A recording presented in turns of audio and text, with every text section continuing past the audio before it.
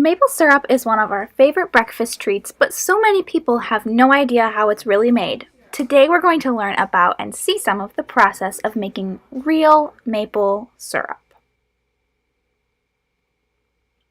The location I'm at today is in New York, one of the higher maple syrup producing states in the US. Map courtesy of National Geographic.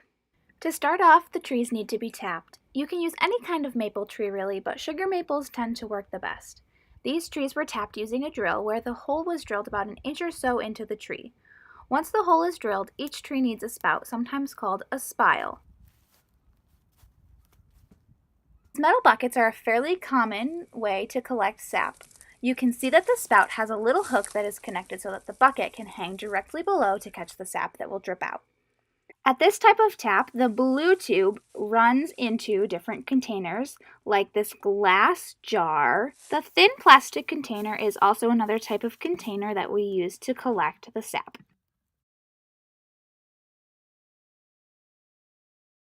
The time to collect sap is when the days are above freezing, but the nights are below. These temperature changes create pressure in the tree that helps the sap flow. When it's cold, the sap cells contract and groundwater can be pulled up into the tree. As it warms up during the day, the cells expand again and the pressure increases inside of the tree. If it's tapped, the pressure will push the sap out.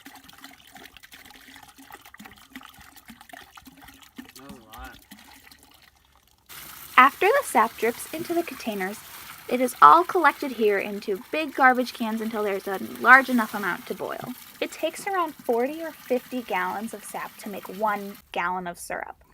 It's a lot of sap that needs to be collected in order to boil. As the sap is poured into the larger collection tanks, the sap is run through a filter. This keeps any bugs that may have flown into containers or chunky objects from going into the boiling process. Unfortunately, the sap can't just stay in the bins. Like milk, it will spoil if it sits too long, but if you can't boil it soon enough, it will keep when it's frozen.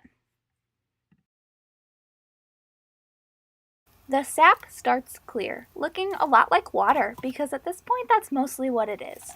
Once the boiling process starts, the color changes because the sugar content becomes greater than the water content. Here, boiling starts outside on an open fire. There's just too much liquid to do the boiling inside. The goal when boiling is to get the sap to have a sugar content of 66%. Once the amount of liquid in the pan outside is more manageable, it is filtered yet again. The cooking process outside takes about 12 hours before it goes inside to be cooked down some more and then canned.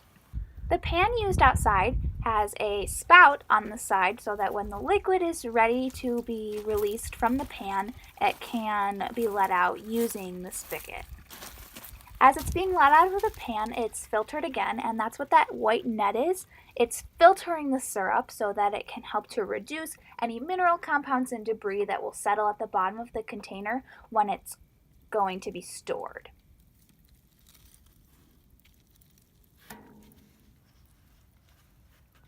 After the syrup is filtered outside, it is taken in a smaller pot inside to the stove to be boiled some more, for probably around 6 more hours. Boiling is a little tricky though because you don't want the syrup to get too hot and turn into rock candy. Once the syrup is to the right temperature and sugar content, it is canned. Some places may store their syrup differently, but the canning process helps to make sure that the syrup will keep.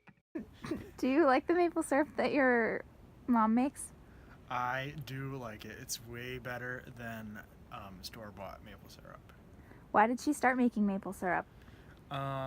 Because she saw some videos on Pinterest about how it is done and realized that we had lots of maple trees and thought that she would give it a go. Why does she keep making maple syrup? Because it's so much better than what you can get in the store and so much better for you, and she loves being able to give it away to people. Thanks.